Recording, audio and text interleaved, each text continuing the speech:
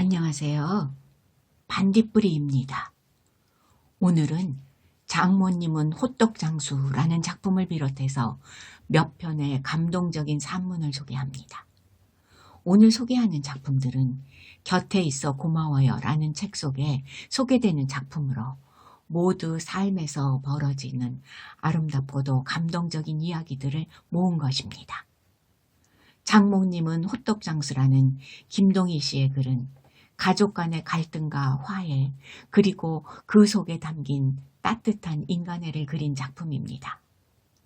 이 글은요, 단순히 호떡을 파는 일상을 보여주는 것을 훌쩍 넘어서 호떡이라는 매개체를 통해 세대 간의 벽을 허물고 진정한 가족의 의미를 되새기게 합니다.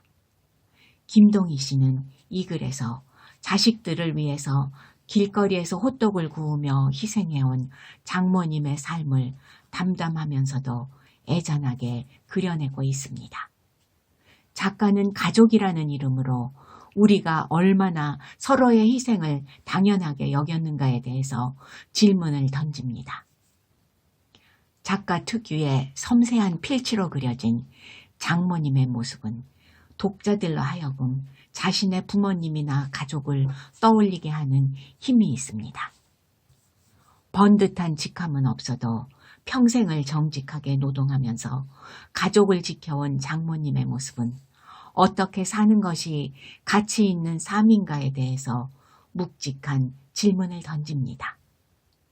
작가는 우리 주변에서 흔히 볼 수 있는 소재를 통해서 독자들에게 친근감과 깊은 공감을 불러일으킵니다. 그러면 이제 책의 내용 속으로 들어가 봅니다. 장모님은 호떡장수. 우리 가족은 아들 하나, 딸 하나, 장모님, 그리고 나 이렇게 넷이다. 아내는 내 마음속에 있다. 언제나 30대 초반의 어여쁜 모습 그대로. 나는 무남동녀 아내와 결혼을 하면서부터 장모님과 함께 살았다. 큰아이 육아에 집안 살림까지 도맡아 해주신 장모님 덕분에 우리는 맞벌이를 했고 결혼 5년 만에 집도 장만할 수 있었다. 큰아이가 5살이 되었을 무렵 아내는 자꾸만 둘째를 갖자고 했다. 이 세상에 자기 혼자뿐이라는 게 얼마나 외로운지 당신은 몰라서 그래. 현수가 장난감이란 말하면서 노는 걸 보면 꼭 어렸을 적 나를 보는 것 같단 말이야. 자기야, 난 괜찮으니까 현수 동생 하나 만들어주자. 아내와는 달리 많은 형제들 틈에서 자란 나는 하나만 낳아서 부족함 없이 키우고 싶었다. 아니, 그보다는 아내의 몸이 약한 게 더 큰 걱정이었다. 하지만 아내의 고집을 꺾을 수 없었다. 아내는 소원대로 둘째를 낳았다. 그러나 곧 크나큰 슬픔이 닥쳤다. 둘째가 돌이 되기도 전에 아내가 혈액암이라는 무서운 병으로 우리 곁을 떠난 것이다. 나는 둘째를 제대로 안아준 적이 없다. 그 녀석을 아내 목숨과 바꿨다는 게 너무도 야속했기 때문일까. 장모님은 딸 없는 사위집이 불편하셨던지 방으로도 나가 살겠다고 말씀하셨다. 하지만 나는 아이들은 어떻게 하느냐면서 장모님에게 필사적으로 매달렸다. 장모님은 둘째인 딸아이가 옹알이를 할 때도 우시고 일어나 앉았을 때도 우시고 걸음마를 뗐을 때도 우셨다. 그 아이를 볼 때마다 당신 딸 생각에 눈물만 쏟아지는 모양이었다. 그렇게 장모님은 둘째 현진이를 지극정성으로 키워주셨다. 할머니, 뭐냐, 나 밥 줘. 현진이는 이렇게 할머니 말투를 흉내내고 틀니 닦는 신용까지 하면서 우리를 웃게 했다. 그러나 장모님은 노인네가 끼고 있어봐야 배우는 게 없으니까 놀이방이라도 보내자 고 하셨다. 그래서 그 아이를 놀이방에 맡겼고 여유를 갖게 된 장모님은 동네에서 호떡 장사를 시작했다. 어머님, 용돈이 적어서 그러세요? 날도 추운데 그냥 집에 계세요. 아니요. 아니요. 몸뚱이 성할 때 한 푼이라도 벌어뒀다가 쓸 때가 있어서 그려. 아무리 말려도 장모님은 고집을 꺾지 않으셨다. 어쩌다 휴일날이면 장모님 옆에서 사장님, 사장님 하면서 도와드리기도 했는데 사위가 안쓰러워서 그러셨는지 이렇게 말씀하시면서 더 일찍 장사를 접근하셨다. 호떡은 어두워질수록 잘 팔리는디 우리 강아지들 땜시 오늘도 장사 땡이다. 오늘 장사는 여기가 끝이네. 작년 크리스마스 이브 때였다.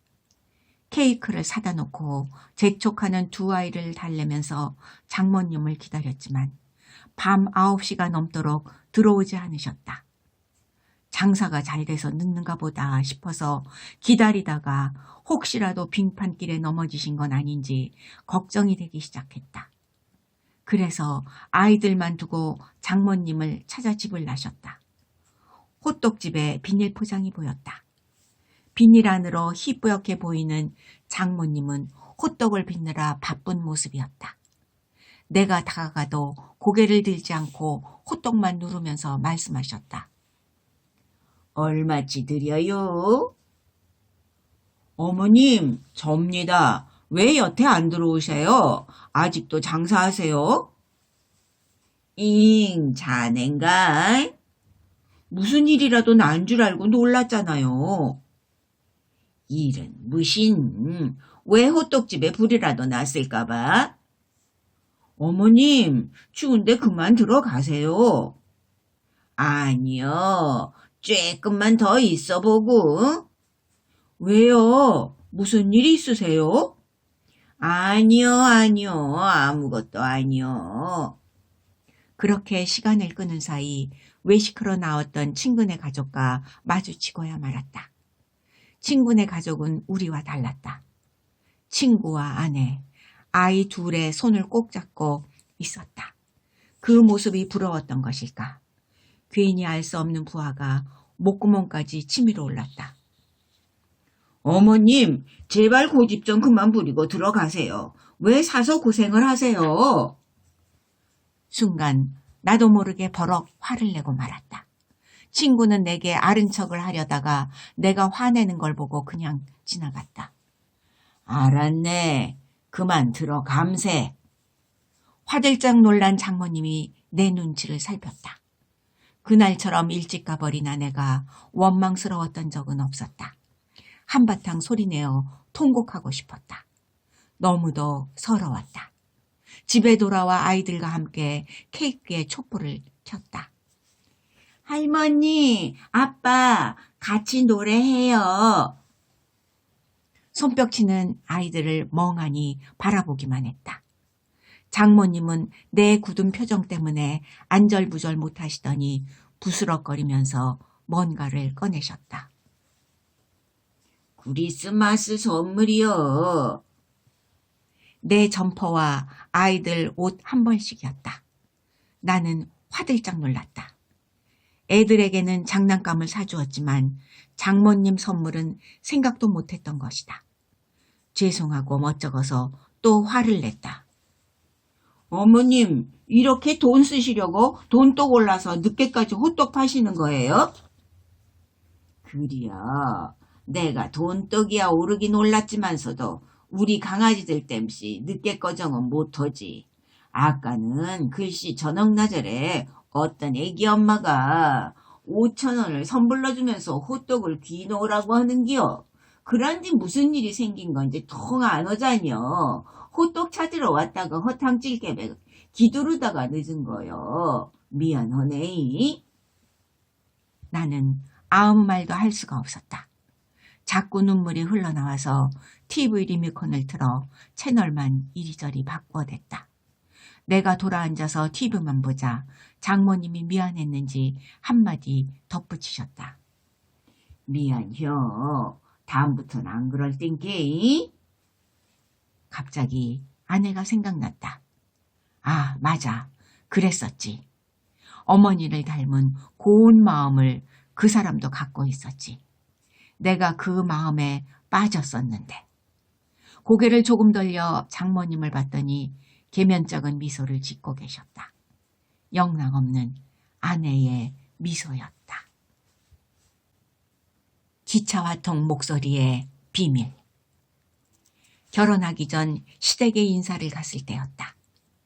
시어머니 되실 분의 목소리에 크게 놀랐고 이상한 사투리에 다시 한번 놀랐다. 시어머니는 나와 마주 앉아 얼굴을 보면서 이야기하는데도 마치 내가 밖에 있기라도 한 것처럼 소리를 지르셨다. 기차화통 같은 목소리였다. 그뿐만이 아니었다. TV는 왜 그렇게 크게 틀어놓으셨는지 귀가 따갑고 정신이 하나도 없었다. 갑자기 시어머니가 이렇게 소리치셨다. 가위당 위로 가면 쓰름에 있는데 갖다 먹어라이. 도대체 무슨 소리인지 영 알아들을 수가 없었다. 예? 예? 내가 갖다 줬구만. 시어머니는 답답하셨던지 그 스르메라는 걸 직접 가져다 주셨다. 알고 보니 가위당은 계단이고 스르메는 오징어를 갖다 먹으라는 말씀이었다.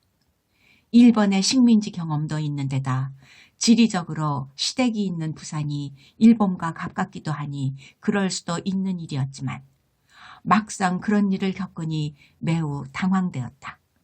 시어머니는 배추는 배차, 조기는 조구새끼라고 말씀하셨다. 나 역시 부산 태생이지만 전혀 들어보지 못한 말들이었다. 언제나 조용조용 말씀하시고 사투리나 욕을 안 쓰시는 친정엄마를 떠올리니 시어머니 되실 분이 낯설기만 했다. 시어머니 되실 분이 배운 게 별로 없나 봐. 그날 나는 이렇게 나름의 결론을 내렸다. 얼마 후 나는 결혼을 했고 신혼여행을 다녀온 뒤 시댁에 갔다. 이날을 나는 평생 잊지 못할 것 같다. 시댁에 갔더니 형님이 어머니는 일 나가셨다고 했다. 그날 처음으로 시어머니가 공장에 다니시는 걸 알았다. 알고 보니 시어머니는 30여 년 전에 시아버님을 먼저 보내고 홀로 4남매를 키우셨다. 막내인 내 남편이 4살 때이었을 때 시아버님을 보내고 가진 것 없이 홀로 아이들을 키우자니 일할 곳이 공장밖에 없었단다. 결국 그곳에서 열심히 일해서 4남매 모두 결혼까지 시키셨다. 형님과 나는 먹을 것을 조금 챙겨 조카들을 데리고 시어머니가 일하시는 공장에 갔다. 막내 아들이 신혼여행에서 돌아오는 날에도 공장에 나가셨더니 대단한 분임에 틀림없었다. 나는 간식을 들고 버스에 오르면서 나름의 기대를 했다. 새 며느리가 간식 싸온 걸 보면 모두가 좋아하겠지? 공장 사람들이 빙 둘러앉아서 나눠 먹을 거야. 그러면서 모두가 나를 칭찬해 주겠지? 틀림없어. 하지만 공장 안으로 들어서자 환상은 완전히 무너지고 말았다. 그런 곳이 있다는 이야기를 들어보긴 했지만 그 엄청난 소음이라니. 우리를 가장 처음 맞이한 것은 생전 처음 들어보는 무시무시한 기계 소리였다. 쇳소리가 고막으로 파고들어 뇌를 긁는 것만 같았다. 소름 끼칠 정도로 시끄럽고 기분 나쁜 소리였다. 당연히 사람의 말소리는 묻혀서 전혀 들리지 않았다. 형님과 나는 손짓 발짓을 해가면서 물어물어 시어머니가 일하는 자리를 찾아갔다. 그리고 시어머니를 발견했다. 아, 시어머니는 의자도 없이 바닥에 쭈그리고 앉아 손에 쥔 무엇인가로 열심히 쇠를 문지르고 계셨다. 시어머니는 우리가 몇 번이나 어머니! 어머니! 하고 외친 뒤에야 고개를 들어 우리를 보셨다. 소음을 피해 간신히 밖으로 나왔다. 어머니, 이거 수육하고 떡이랑 음료수인데요. 직장분들하고 드시라고. 그때 형님이 갑자기 시어머니를 와락 끼워놨다. 형님은 말도 제대로 못하고 울음만 삼키고 있었다. 그 옆에서 나도 목이 메었다. 한참을 울다가 겨우 인사를 드리고 나왔다. 형님도 오늘 처음 와보신 거예요? 엄마, 할머니가 엄마 혼냈어? 영문을 모르는 조카들이 형님에게 물었지만 형님은 집으로 돌아오는 차 안에서도 계속 눈물만 흘렸다. 그랬다. 시어머니의 목소리가 유난히 컸던 이유는, 그리고 TV 볼륨을 옆 사람이 불편할 정도로 높였던 이유는 결코 무식해서가 아니었다. 오랜 직장 생활에서 얻은 난청 때문이었다. 시어머니는 압력솥과 냄비를 만드는 공장에 다니셨고 하루 종일 기계 돌리는 소리와 알루미늄, 스테인레스 다듬는 소리에 시달린 결과 소리를 잘 듣지 못하시게 된 것이었다. 그런 것도 모르고 시어머님을 함부로 생각한 내 자신이 부끄러웠다. 시어머니에게 이제 공장일 그만두셔도 될 텐데 왜 고생하시냐고 철딱선이 없는 말씀을 드린 적도 있다. 하지만 시어머니의 깊은 속내를 나는 몰랐다. 아버지 얼굴도 모르고 자란 막내 아들, 이사 고생 안 시키려고 아파트를 마련해 주시느라 그런 것이었다. 빚까지 내어가면서 아파트를 장만해 주신 것이었다. 그 빚을 갚기 위해 잔업도 마다 않으셨던 걸 우리는 몰랐다.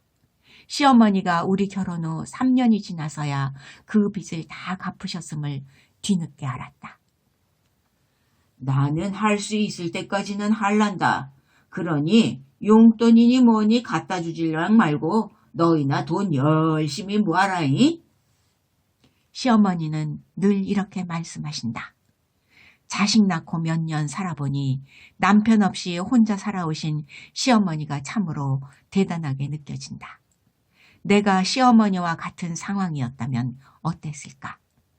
상상만으로도 소름 끼친다. 게다가 4남매 모두 반듯하게 공부 마치고 결혼까지 시킨 걸 보면 시어머니에게 초능력이 있는 건 아닐까 하는 경외감마저 든다.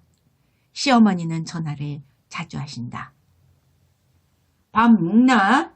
안 먹으면 얼른 김치 가지러 온나? 퍼뜩 오니라이? 어머니를 사랑합니다. 해가 갈수록 더 많이. 돌아가신 시어머니가 맺어준 인연. 벌써 3년 전의 일이다. 58세 여성, 대장암 말기, 시한부의 삶. H아주머니는 내가 돌보는 환자 중 한 분이었다. 그때 나는 대학을 갓 졸업하고 취업을 준비하면서 난생 처음 아르바이트를 하고 있었다. 그게 쉽지 않은 간병일이다 보니 잦은 실수로 이리 뛰고 저리 뛰고 정말 볼만했다. 학교에 다닐 때는 그래도 화장도 하고 옷도 신경 써서 입고 다녔지만 간병 도우미를 시작한 뒤로는 그렇게 할 수가 없었다. 일이 너무도 힘들었다.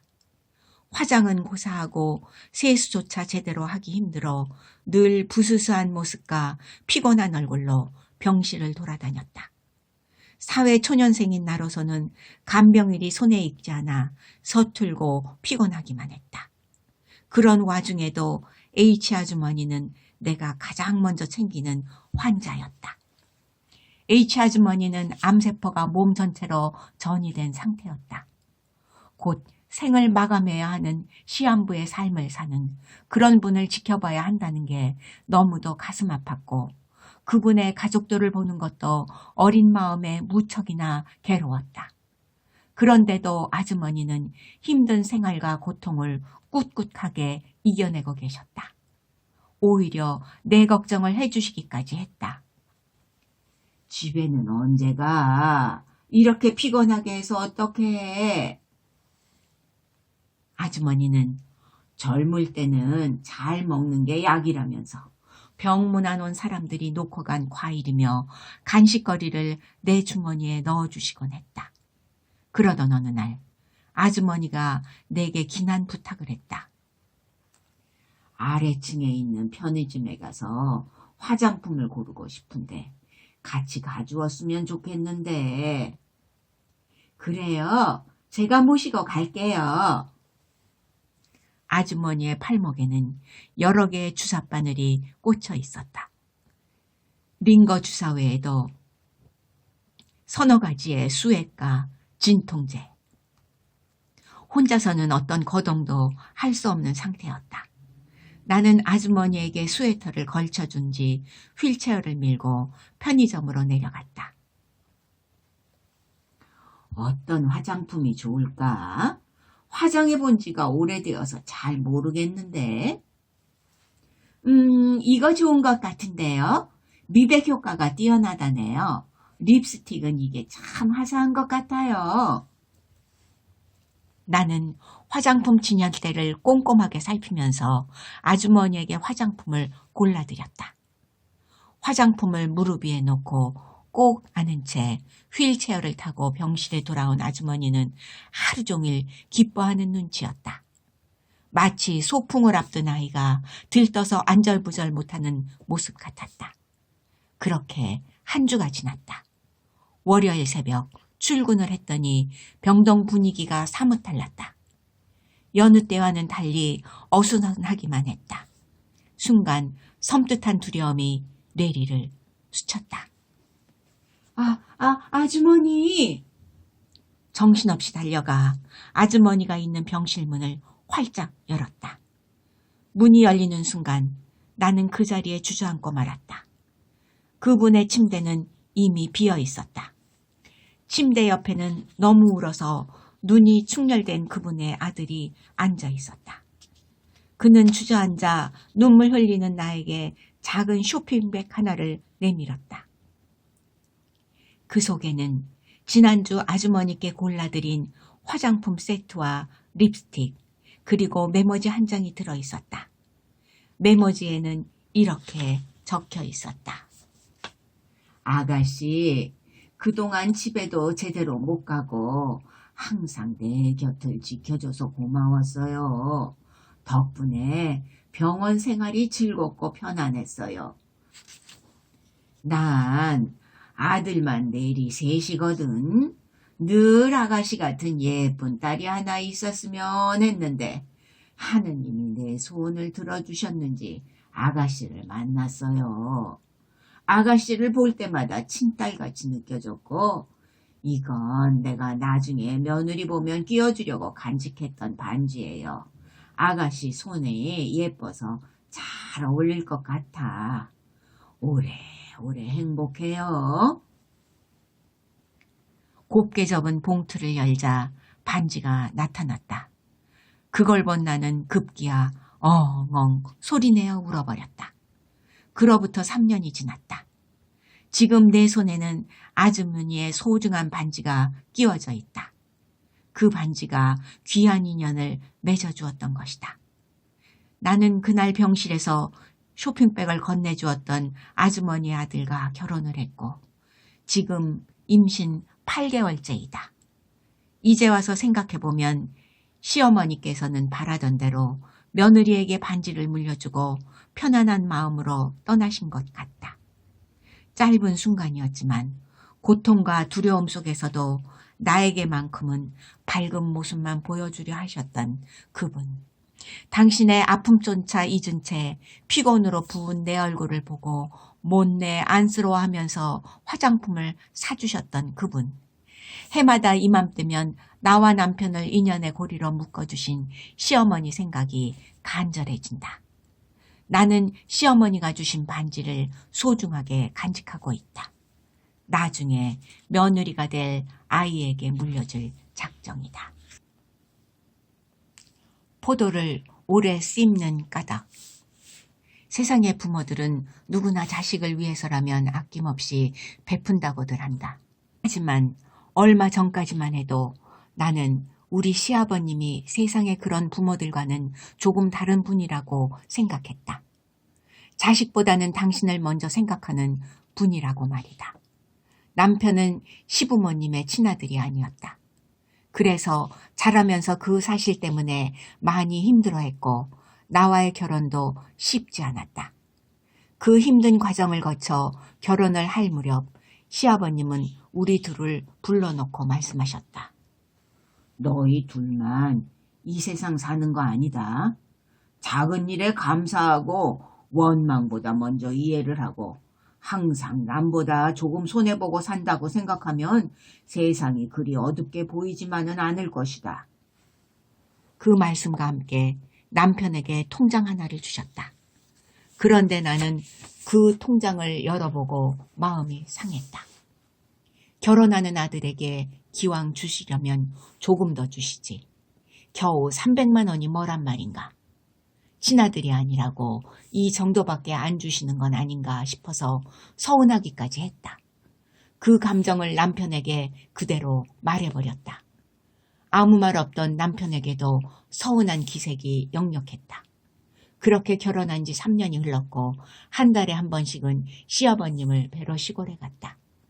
얼마 전의 일이었다. 시아버님 드시라고 포도를 사서 드렸는데 시아버님은 포도 하나를 입에 넣고 20번은 넘게 씹었다가 삼키는 거였다.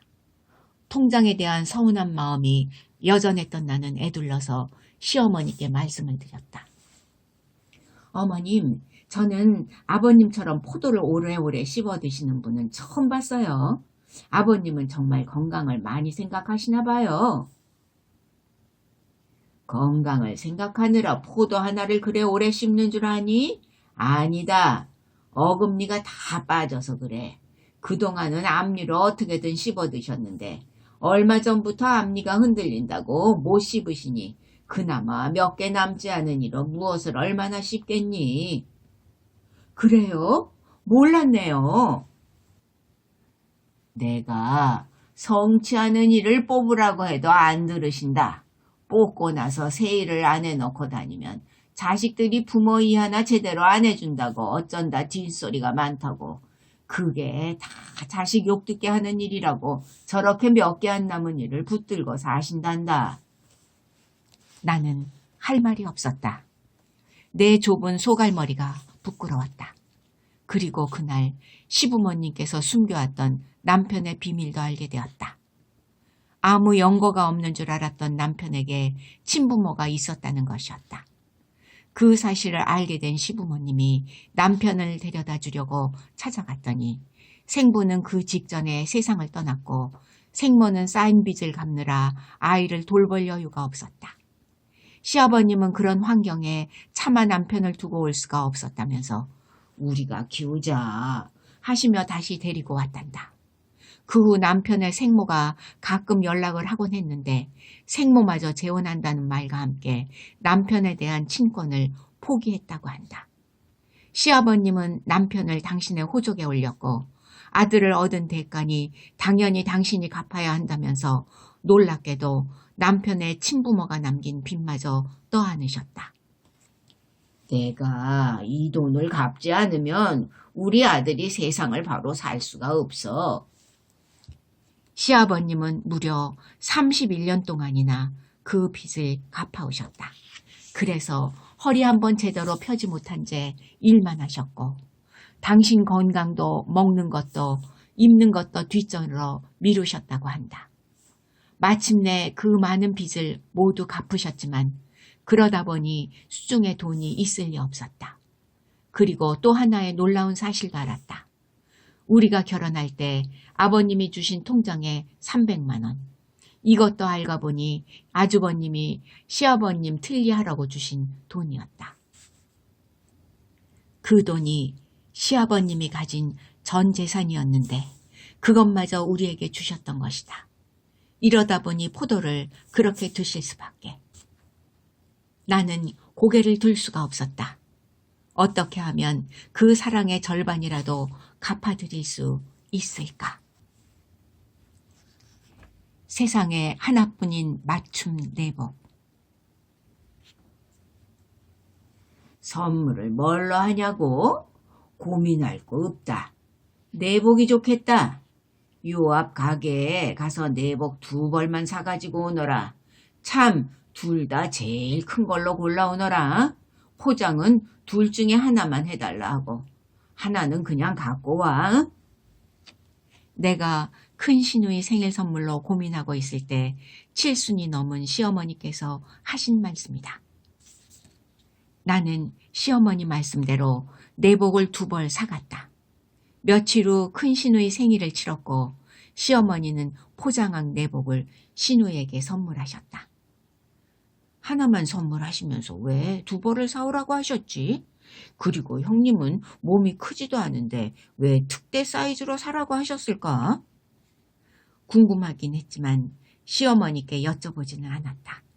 또 다른 일이 있나 보다 짐작하고는 곧 잊어버렸다. 그런데 74번째 생신을 2달 앞두시고 시어머니께서 돌아가시고 말았다. 나는 어찌할 바를 몰랐다. 생신상은 내 손으로 정성껏 차려드리고 싶었는데 그토록 바라시던 손자도 안겨드리지 못했기에 더욱더 안타까웠다. 그때 나는 임신 3개월이었다. 시어머니는 돌아가시기 전 임신 소식을 알려드리자 무척 기뻐하셨다. 출산 준비물은 이런 걸로 챙겨 놓아라. 급하게 생각하지 말고 하나씩 하나씩 준비해라 면서 좋은 말씀도 많이 해주셨다. 그런 시어머니가 갑자기 돌아가신 것이었다. 시어머니는 아들 3에 딸 3, 6남매를 두셨는데 둘째 시누이를 낳으신 34세 갑자기 생계가 어려워졌다고 한다.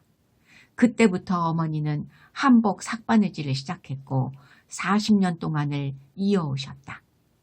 49제를 지내고 옷장에 있는 시어머니 옷을 정리했다. 손수 만드신 당신 한복 몇 벌은 10년이 넘어 보였다. 아직 채 신어보지 못한 스타킹과 양말, 그리고 버선도 보였다. 맨 아래 서랍의 옷까지 모두 꺼냈을 때 포장지로 싼 작은 상자를 발견했다. 누가 볼까봐 옷장 깊숙이 넣어둔 물건이면 아주 소중한 것일 텐데 나는 그것을 꺼내어 조심스레 펼쳐보았다. 아, 그 상자에는 시누이 생일 때 준비했다가 전하지 않았던 내복 1벌이 들어있었다. 포장을 풀고 내복을 꺼내본 내 눈에는 벌써 눈물이 흐르고 있었다. 내복 속에는 작은 반지까지 들어있었다. 돌반지였다. 아직 태어나지도 않은 우리 아기 반지였다. 아기 반지까지 준비해 두신 어머니는 당신 앞일을 미리 아셨던 것일까? 키가 큰 나는 가끔씩 배구 선수 아니냐는 질문을 많이 받는다. 큰 키에 팔다리까지 길어서 겨울에 긴 팔옷을 입어도 반팔옷처럼 보이곤 한다. 짓궂은 사람들은 춥지 않냐? 왜 짧은 옷을 입었느냐는 농담을 던지기도 한다. 사람들에게 그런 놀림 아닌 놀림을 받는 걸 시어머니도 아셨는지 나를 위한 맞춤 내복을 만들어 놓으셨다. 그러니까 시어머니는 시누이에게 줄 내복을 특대 사이즈로 사가지고 오게 한 다음 거기서 천을 잘라내 내 몸에 맞는 내복으로 고치신 것이었다. 내복 하의를 보는 순간 다시 한번 눈물이 터졌다. 임산부인 내가 다가올 겨울에 별다른 수선 없이 바로 입을 수 있도록 허리 부분을 고쳐 늘려놓으신 거였다. 아이 낳은 후 바람 들지 않고 따뜻하게 입을 수 있게 하나하나 뜯어서 다시 재단하시고 고무줄까지 새 것으로 넣어두셨다. 게다가 평생 해온 바느질로 얻은 관절염 탓에 손목과 손가락이 불편했는데도 그 손으로 나를 위해 내복을 만들어 놓으셨다. 그런데도 시어머니의 깊은 속내를 알 길 없는 나는 무엇에 쓰시려고 내복 2벌을 사오라고 하셨는지 의아해하기만 했다. 그러고는 까맣게 잊고 있었다. 모두가 잠든 밤 내복을 입어본 나는 또다시 통곡했다. 손목의 아픔과 저림을 이겨내며 한 땀 한 땀 바느질해서 만들어주신 내복을 입었으니 울지 않을 수가 없었다. 나는 그 내복을 입고 그의 겨울을 보냈었다. 아이를 낳기 위해 병원에 입원하러 갈 때 제일 먼저 가방에 꾸린 것도 그 내복이었다. 둘째를 임신했을 때도 그 내복을 입고 지냈다. 그 내복에 깃든 정성 때문인지 둘째에는 건강하게 태어났다. 지금도 나를 부르시는 시어머니의 목소리가 들리는 듯하다. 얘 밖에 고구마 장수 왔나 보다. 너 고구마 좋아하잖아. 나가서 사오너라. 쪄서 너도 먹고 나도 좀 먹어보자. 천사를 만든 천사. 내 부모님은 모두 몸이 불편하시다. 엄마는 선천성 소아마비로 두 다리가 편치 못하시고 아버지는 큰 소리만 알아들으실 수 있다. 말씀도 어눌해서 사람들과 대화할 때 늘 반은 웃음으로 대신하신다. 하지만 아버지는 엄마의 두 다리가 되고 엄마는 아버지의 두 귀와 입을 대신하면서 언제나 행복하게 사신다. 그런데도 나는 두 분을 창피하게 생각한다. 사춘기 때는 전생에 내가 무슨 죄를 그리 많이 지었기에 이런 집에서 태어났을까 하고 고민하기도 했다. 그러다 보니 공부는 늘 뒷전이었고 어른들이 싫어하는 짓만 골라 하는 일명 날라리가 되었다. 맥주에 머리를 감아 머리카락을 노랗게 만들고 멀쩡한 치맛단을 잘라 미니스커트로 만들어 입으면서 씩씩하게 만화방을 드나들었다. 미성년자 관람 불가인 영화를 본다고 극장을 기웃거리다가 교무실에 불러가서 벌을 서기도 했다. 그러면서 내가 처한 현실 때문에 문제아가 될 수밖에 없어 라고 개똥 같은 결론을 내리고 나름대로는 꿈이 있고 철학이 있는 고급 날라리가 되고자 노력했다. 한창 일 저지르기에 바빴던 고등학교 1학년 때였다. 친구들이랑 학교 담장을 넘다가 걸려서 그 벌로 화장실 청소를 하고 집에 들어간 날이었다. 나는 그날 듣지 않았으면 더 좋았을 말을 듣게 되었다. 큰 방에서 한숨 섞인 외할머니 목소리가 새어나왔다. 그러게 입양은 왜 해? 네 몸 하나도 간수 못하면서 쓸데없는 짓은 왜 해가지고 이 고생이냐고. 걔가 지애미를 닮아서 그 모양인 게지. 걔 애미가 20살에 애를 낳고 그 난리를 쳤는데 그 피가 어디 간다던? 저 물건 지애미 닮아서 보나마나 뻔해. 엄마, 그런 말씀이 어디 있어요? 정아는 내 딸이에요. 누가 네 딸 아니라니?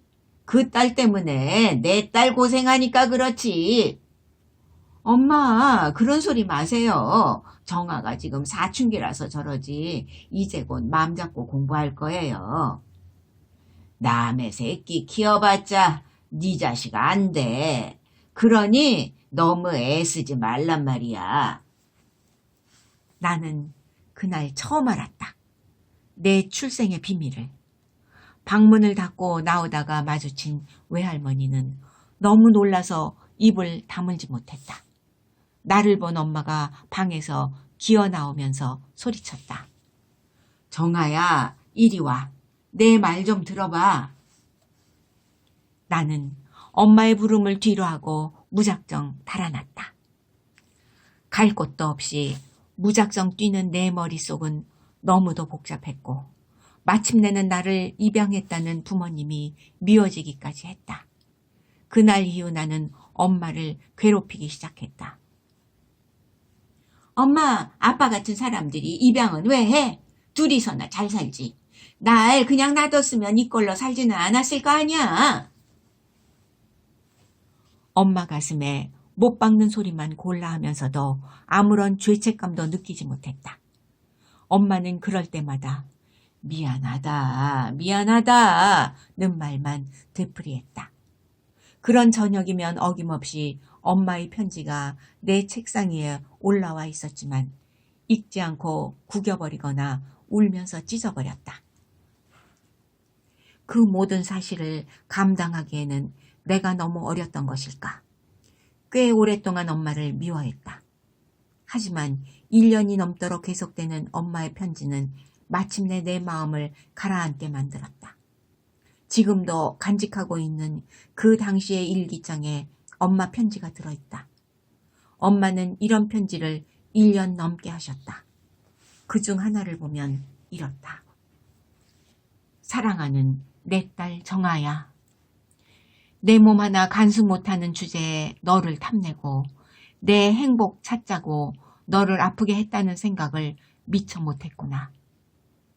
우리 아니면 더 좋은 부모를 만났을지도 모르는데 그러고 보면 우린 인연이 깊었나 보다. 그냥 인연이라고 생각하고 내 딸로 있어주면 안 되겠니? 내가 처음 장애인이라는 사실을 알았을 때보다도 힘들어하는 요즘의 너를 바라보는 것이 더 어렵구나. 기저귀를 차고 뒤뚱뒤뚱 거릴 때부터 내 다리가 되어준 우리 정아. 내겐 언제나 기쁨이었던 내 딸. 다음 생에 다시 태어날 수만 있다면 두 다리가 건강한 엄마가 되어 우리 정아 손잡고 어디든 가보고 싶다. 정아야, 사랑해. 널 사랑해.